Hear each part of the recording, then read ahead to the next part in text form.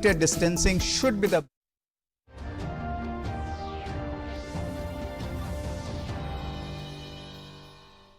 Namaskar, it's 6:30 this evening and time for Reporters Live. In the next 30 minutes, viewers, we are going to get you live ground reportage on the top stories of the day. Big statement coming in from Union Minister Nitin Gadkari, plus an overview of the lockdown, unlockdown 2 implementation on ground. I'm Sakal Bhatt, and let's begin this broadcast with that big statement. Road Transport and Highway Minister Nitin Gadkari has said that India will not allow Chinese companies to participate in highway projects, including those through joint ventures. Road Transport Minister told PTI, the news agency, that government will not give permission to joint ventures that have Chinese partners for road construction. Nitin Gadkari has also said that the government will ensure that Chinese investors are not entertained in various sectors like micro, small and medium enterprises as well. My colleague Arun is going to be joining us live to decode the larger optics of this very, very strong statement. Perhaps the way Union Minister Nitin Gadkari has drawn clear-cut lines, no investment from Chinese companies in various sectors and MSMEs will be entertained henceforth. It will have larger implications as far as the overall spectrum of this particular Ministry of the Vertical is concerned. That's right, Sakal, and the message is very much loud and clear that India as of now is not at all interested as far as, doing attracting investment from the China or primarily doing business with China.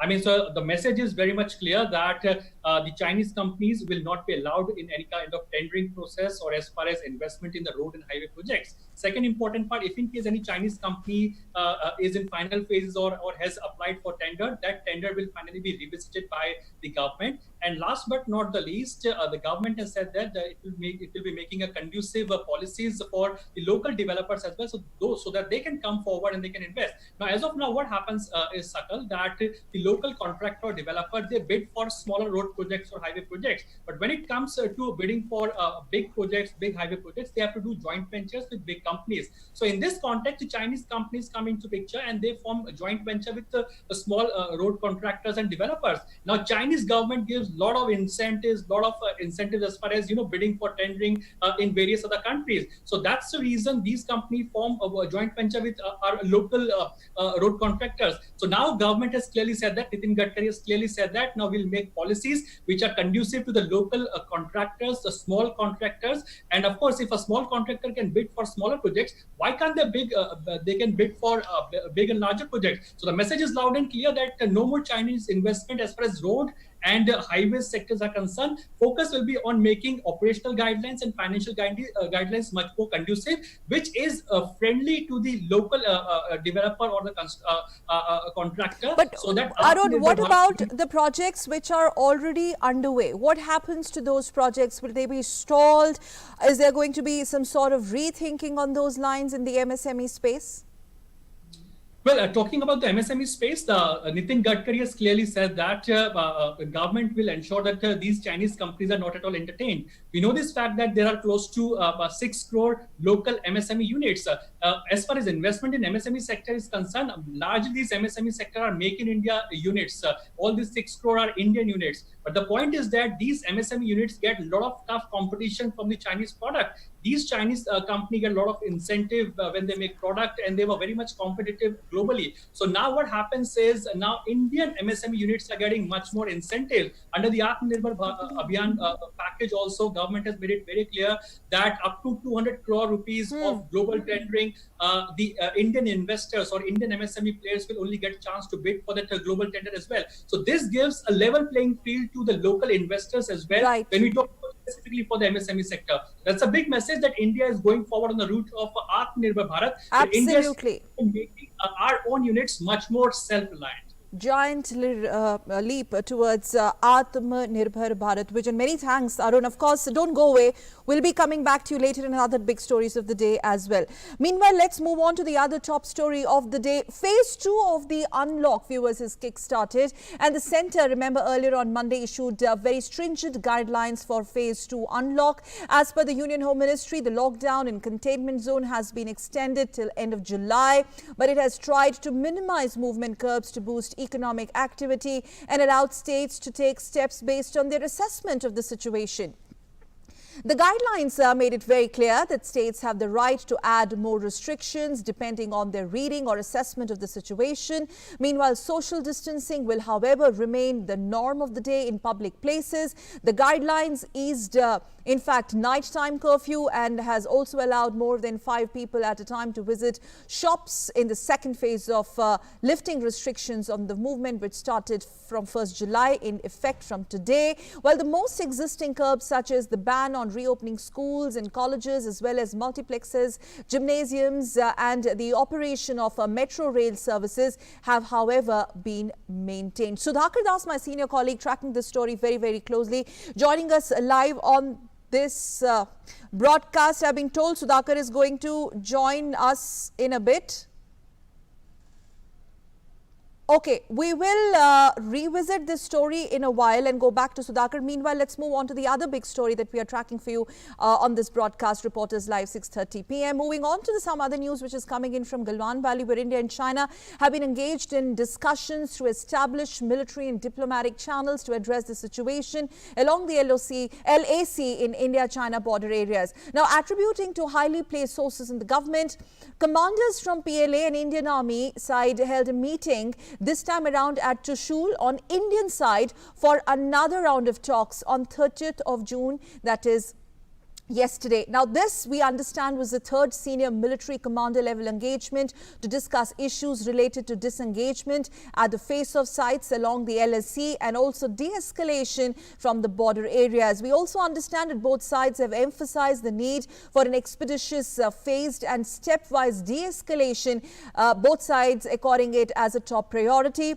This, remember, is keeping in tandem with the agreement between external affairs ministers and his Chinese counterpart during their conversation that took place on 17th of June earlier, that the overall situation would be handled in a more responsible manner and that both sides would implement the disengagement understanding that was reached on 6th of June sincerely. Now, these discussions reflected the commitment of both sides to reduce the tensions along the LAC. We also understand more meetings are expected to take place both at the military and at the diplomatic level in near future to arrive at a mutually agreeable solution by both sides, and also in order to ensure peace and tranquility along the LAC as per the bilateral agreements as well as protocols. Amritpal, who also in fact reported extensively in Ladakh earlier, is joining me live on this broadcast. Amrit, if you can hear me very quickly, the larger messaging as far as this round of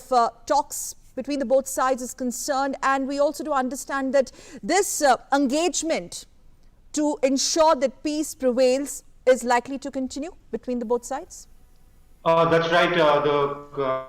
The Corps Commander level talks happened yesterday and they lasted for very long. I'm told they lasted for about 12 hours, began at 11 in the morning and went late into the night till 11 p.m. And this is exactly what happened on the June 22nd. Now, the aims of this talks is threefold. One, tensions do not escalate along the line of actual control. There's no repeat of incidents that we saw on the 5th of May in Pangong Tso, in North Sikkim on the 9th of May and on the intervening night of 14th and 15th in the Galwan Valley. Such incidents do not take place. That was stressed upon by the Indian side. Both sides agreed that such incidents should not be allowed to take place, and mechanisms and communication channels between commanders at all levels, including right up to the Corps Commander level, should be activated should situation escalate. The second, to look at de-escalation. Troops move back to their positions. There's a massive buildup on both sides of the border of the LAC, as you know. The Chinese had amassed huge strengths of troops. The Indians responded by increasing the deployment, both men and machines. an armament along the LAC in response for any misadventurism by the Chinese.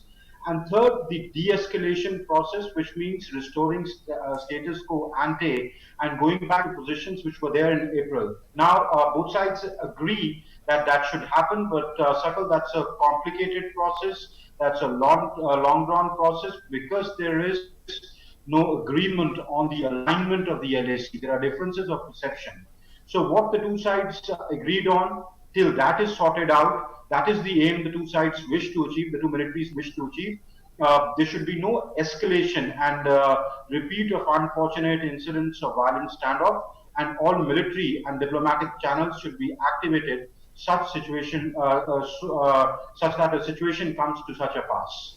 Sakal? What is your assessment, Amrit? You've been tracking it very, very closely. You reported very extensively from there as well.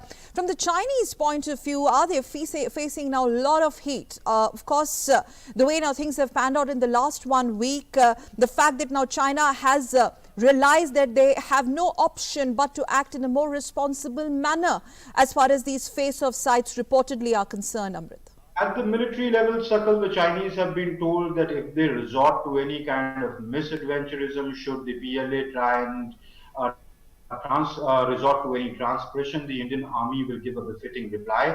Indian Army is committed, the Indian Armed Forces are committed to protecting the sovereignty, and it becomes a life and death situation for the troops. The local commanders have been authorized to use assault weapons. Though the 1996 agreement says, there will be no firing on 2 kilometers of the LAC. So that has been conveyed to the Chinese in no uncertain terms. Also, it has been reiterated that the Indian side wants to resolve the issue, wants to de-escalate tensions, wants to disengage. And this has to be a mutual, verifiable, step-by-step process, and status quo ante must be restored. So the options have been laid out in front of the Chinese side. It has also been, reiterated and reinforced that all diplomatic and military channels at the local commanders level, at the div commanders level, at the corps commanders level are open for talks. No violence will be acceptable, and it will be responded. Tough measures will be taken. As you know, both the Indian Air Force and the Indian Army, and including the Indian Navy, which is patrolling, in the sea waters, is on operational high alert. So the operational preparedness is very high. So I think the messaging to the Chinese is very, very clear that we would want to resolve, the Indians would want to resolve this, and the best is that de-escalation and disengagement. Yes, Amrit. Amrit, many thanks for joining us for that quick input on this big story. In fact, we're getting some breaking news right now. Reinforcing, let's quickly flash that breaking news on the national broadcaster now. Sudhakar is joining us. Sudhakar, now this is big. UAPA Act, this is related to that. That is Unlawful Activities Prevention Act, reinforcing commitment to strengthening national security and Modi government's policy of zero tolerance to terrorism. Home Ministry, Union Home Ministry under the leadership of Home Minister, of course, Amit Shah, today declared 9 individuals as designated terrorists. And I believe there is a note released to this effect. Sudhakar, over to you. सकल बहुत बड़ी खबर और निश्चित तौर पर एक आतंकवाद पर कड़ा प्रहार भारत की तरफ से इस मैसेज के जरिए। हमको पता है कि पिछले साल ही यूएपीए एक्ट में ये संशोधन किया गया। पहले सिर्फ ऑर्गेनाइजेशंस को टेररिस्ट ऑर्गेनाइजेशन घोषित किया जा सकता था, लेकिन अगस्त में पार्लियामेंट ने इस बदलाव किया कानून में। उसके बाद इंडिविजुअल्स को पिछले साल ही 4 लोगों को नामित किया गया था टेररिस्ट के तौर पर। और इस बार आज ये गृह मंत्री ने फैसला किया है कि 9 टेररिस्ट जो आतंक फैला रहे थे भारत में जो एक तरह से देश विरोधी भावनाएं भड़काने का काम कर रहे थे, देश में आग लगाने की कोशिश कर रहे थे, हथियारों को भेज रहे थे, ऐसे 9 आतंकवादियों को नामित किया गया है भारत की तरफ से। मैं वो नाम आपको पढ़ देता हूँ सीधे तौर पर। वाधवा सिंह बब्बर है, ये पाकिस्तान बेस्ड टेररिस्ट है और ये बब्बर खालसा इंटरनेशनल का प्रमुख है, पाकिस्तान में रहता है।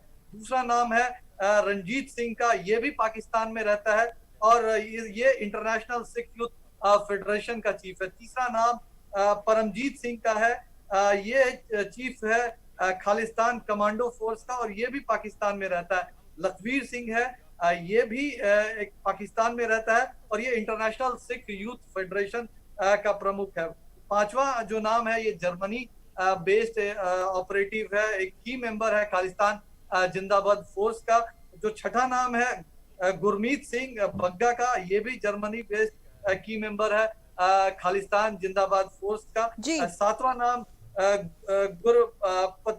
गुरपटवंत सिंह पन्नू है, और ये यूएसए बेस्ड की मेंबर है सिख फॉर जस्टिस का। नौवां नाम परमजीत सिंह का है, और ये यूके बेस्ड टेररिस्ट है खालिस्तान टाइगर फोर्स का। तो ये 9 नाम है सकल, ये बड़े नाम है, और हमको पता है कि हाल के दिनों में खासतौर से अगर पंजाब की बात की जाए, कई बड़ी घटनाएं सामने आई थी, कई बड़े हाई प्रोफाइल मर्डर किए गए थे, सांप्रदायिक भावनाएं भड़काने की कोशिश की गई थी, ड्रोन के जरिए पाकिस्तान से पंजाब में हथियार भेजने की कोशिश की गई थी, और उनमें इन तमाम लोगों का नाम और कई और वर्षों से। तो ये जो आपने 5, 6, 9 नाम गिनाए सुधाकर, हम दर्शकों को थोड़ा खुलासा करिए, ये बब्बर खालसा के वो अहम नाम है जिनको पाकिस्तान अभी तक स्पॉन्सर करता आ रहा है। और 2019 में जो एक बहुत ही बड़ा मूव था मोदी गवर्नमेंट के द्वारा, जो कि आप बता रहे हैं, जिस तरीके से मौलाना मसूद अजहर, हाफिज सईद, जाकिर उर रहमान लखवी और दाऊद इब्राहिम को डिक्लेयर डेजिग्नेटेड टेररिस्ट बरकरार किया गया, और अब ये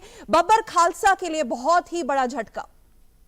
बहुत बड़ा देखिए, बब्बर खालसा हो, सिख फॉर जस्टिस हो, इंटरनेशनल सिख यूथ फेडरेशन हो, नाम इन्होंने जरूर एक तरह से युवाओं को बरगलाने वाले जरूर रखे थे, लेकिन इनका सीधा काम था देश में नशाखोरी को बढ़ावा देना, आतंकवाद को बढ़ावा देना, हथियार भेजना, हाई प्रोफाइल मर्डर के जरिए सांप्रदायिक तनाव फैलाना, और इसके लिए इन्होंने कोई कसर नहीं छोड़ी थी। यहाँ तक कि आतंकी हमले, बम विस्फोट, इस तरह के तमाम गतिविधियों में इनका नाम है, और सैकड़ों कांडों को इन्होंने अंजाम दिया है।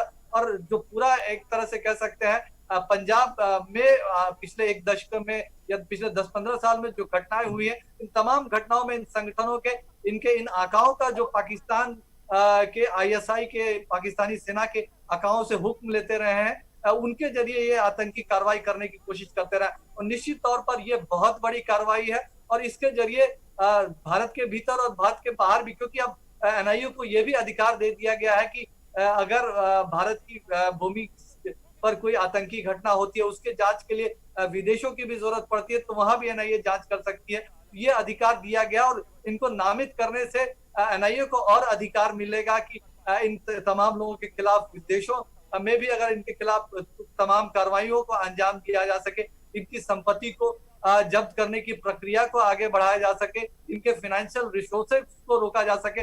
निश्चित तौर पर ये बड़ी कार्रवाई है, और एक मोदी सरकार की जो जीरो टॉलरेंस की, और हिंदुस्तान में जो इनके हैंडलर्स है, आपने एनआईए की बात की, मेरा अगला सवाल उसी से जुड़ा हुआ था।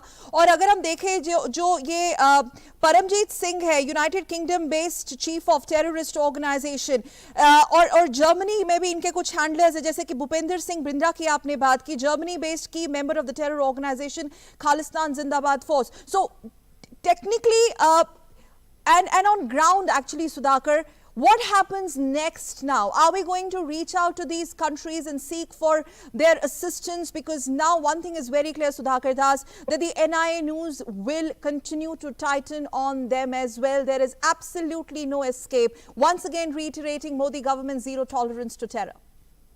जी बिल्कुल देखिए सकल, और कई बार ऐसे देशों में हमारी एजेंसियां जाती थी तो कानूनी प्रावधानों का हवाला दिया जाता था। अब जबकि एनआईए को यह हथियार भी मिला हुआ है कि वो विदेशों में भी जाकर जांच कर सकती है, और जब हमने इनको डेजिग्नेट किया है, तो एक तरह से इन देशों के पास जाकर ये कहा जा सकता है कि इनकी संपत्ति को जब्त किया जाना चाहिए, इनके फाइनेंशियल रिसोर्सेज पर रोक लगाया जाना चाहिए, और एक तरह से कह सकते हैं भारत को, केंद्र सरकार को, हमारी सुरक्षा एजेंसियों को और ज्यादा कानूनी अधिकार इन तमाम लोगों के खिलाफ कार्रवाई के लिए मिल जाता है। और साथ ही साथ ये जो अपने काउंटर पार्ट है, जो और सुरक्षा एजेंसियां हैं, उनको भी कार्रवाई के लिए कह सकती है। So it's a big body blow to Pakistan's sponsored terror module of Babbar Khalsa International Movement 9.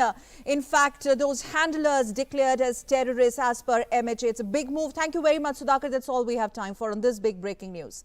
Now, let's quickly shift our focus to this news coming in from Mumbai in Maharashtra. Section 154 has been imposed in Mumbai by Commissioner of Police Pranay Ashok, prohibiting any presence or movement of one or more persons in public places or gathering of any sort anywhere in Mumbai, including religious places, subject to certain conditions as well in view of the COVID-19. And meanwhile, Lal Bagcha Raja Mandal in Mumbai, which is the most famous Sarvajanik Ganapati, has confirmed, this organization has confirmed that this year the Ganpati Mahotsav will not be organized. However, the board has decided to hold health camp instead this year for 11 days. The Mandal has also said that it will donate 25 lakhs to Chief Minister Relief Fund and will also facilitate family members of soldiers who made supreme sacrifice at the LAC. Last month, Chief Minister Uddhav Thackeray had called for low-key Ganpati celebrations this year in view of the COVID-19 and also urged Mandals to undertake social welfare programs. Now, the 10-day festivities begin on August 22nd.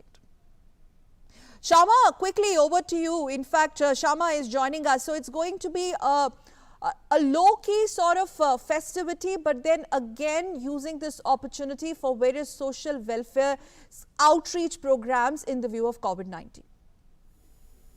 Definitely, and I believe this is just a starter that has come from one of the most famous and biggest mandals, that is Lal Bagh Ka Raja, and I'm sure this will be followed by a lot of other big mandals that would be there in the state of Maharashtra, not just Mumbai. So starting from Lal Bagh Ka Raja, now we would see other mandals also taking some press conferences and announcing that they would be hosting not the Sarvajanik Ganesh Utsav, but they will be taking on to organizing of various other activities, including the blood donation camps and assisting of other usual activities during the COVID-19. Apart from this, you have also spoken about the Section 144 that has been imposed in the state, in Mumbai rather, and we are seeing that every day the cases is now rising, and the cases are now rising to a tune of 4,800, that is close to 5,000. So earlier that we were seeing the cases that were rising each day were 1,000, 2,000, that has now inched towards 5,000, and that is a real bigger matter of concern, and that is why Chief Minister Uddhav Thackeray, he was addressing the people of the state 2 days back, and time and again he has been telling the same statement that if you people, if the citizens are not clearly aware that you are the ones who can save yourselves and save others, then we will have to take on stricter measures, and Section 144 imposing of this measure this time around, is a part of that. It's going to be festivities, but with a lot of difference. Thank you very much, Definitely. Shama, for joining us. And from Maharashtra, shifting focus to Kadalur, where in a tragic incident earlier today, an explosion took place from the Naveli lignite plant in Kadalur district in Tamil Nadu. Now, the blast took place in a boiler in stage 2 of the Naveli plant. 6 people are reportedly dead, while 17 others have been shifted to nearby hospitals for further treatment. Power generation in the unit was stalled following this accident, while all other units in the station and other thermal power plants functioned as usual. The death toll could go up. That's what we are picking up, as others are still fear trapped at the site. Rescue operations are underway. The cause for the explosion is under investigation as we speak, and this is the second such incident at the Naveli plant at Kadalur. Remember, on 7th of May earlier, a boiler had exploded at the same plant. Naveli, for our viewers, it is a township in Kadalur district in Tamil Nadu. The town was developed in 1956 after the establishment of Naveli Lignite Corporation, which is a public sector enterprise. Okay. Let's move on. Digital India is a flagship program of the government with a vision to transform India into a digitally empowered society and knowledge economy. The Digital India initiative was launched by Prime Minister Narendra Modi on this day way back in 2015, and on the 5th anniversary of the program today, Union Minister for Electronics and Communications Ravi Shankar Prasad held a meeting via video conference. Union Ministers Sanjay Dhotre, Ramesh Pokhriyal were also present in the meeting. And Ravi Shankar Prasad in a tweet said, and I quote, 5 years ago on 1st of July, Prime Minister Modi ji had launched Digital India. In last 5 years, our nation has steadily progressed towards prosperity, transparency and inclusive growth due to the implementation of some of the major initiatives of Digital India. One of the most successful outcomes, in fact, of the Digital India initiative has been the runaway success of the Jan Dhan Aadhaar mobile initiative, which has provided digital identity to more than 1 billion Indian citizens, as well as access to the banking system to millions of Indians who were earlier excluded from the formal economy.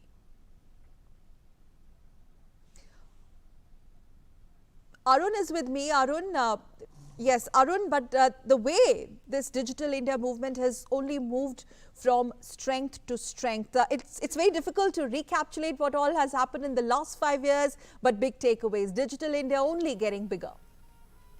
That's right, Sakal. The Digital India campaign is getting bigger day by day. And the best example is that today entire India is working from home. Today, I'm working from home. You are working from home. Entire country is working from home. It is because the government has created fantastic digital infrastructure.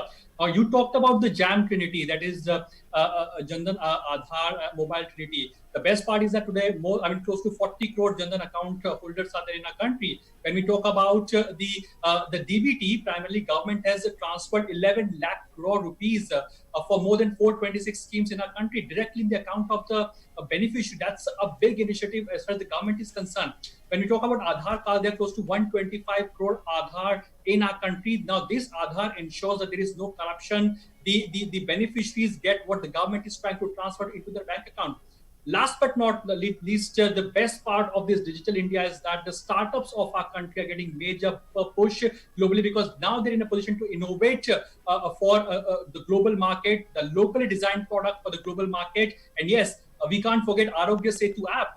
This device, this application primarily has 13 crore users and close to, more than 300 hotspots were, tracked by the Arogya Setu app nationwide. So this gives a sense that how Arogya Setu app has played an important role. So these are all these subsets of the Digital India. If we try to recall the major big highlights of Digital India, okay, I think half an hour bulletin will also be less for that. But yes, these are major initiatives as far as Digital India is concerned. Yes, thank you very much, Arun. Thank you.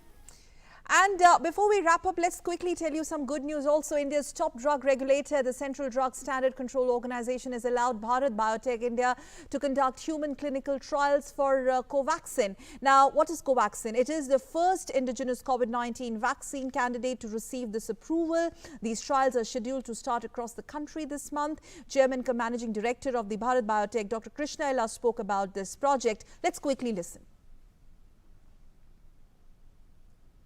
We are proud to announce Covaxin, a live inactivated vaccine that is being developed at Bharat Biotech in partnership with ICMR and National Institute of Virology, Pune, and a public-private partnership. And we are happy to say that this vaccine strain was isolated from NIV Pune and manufactured at Bharat Biotech and going to be conducted clinical trial in India. We are happy to say that DCGI gave a nod for conducting phase 1 and 2 clinical trial soon. With that, it's time to wrap up this broadcast. But on the other side, my colleague Arindra Pratap Singh joins you with a special broadcast wherein we salute all the doctors on this day celebrating the mettle and their service. Namaskar.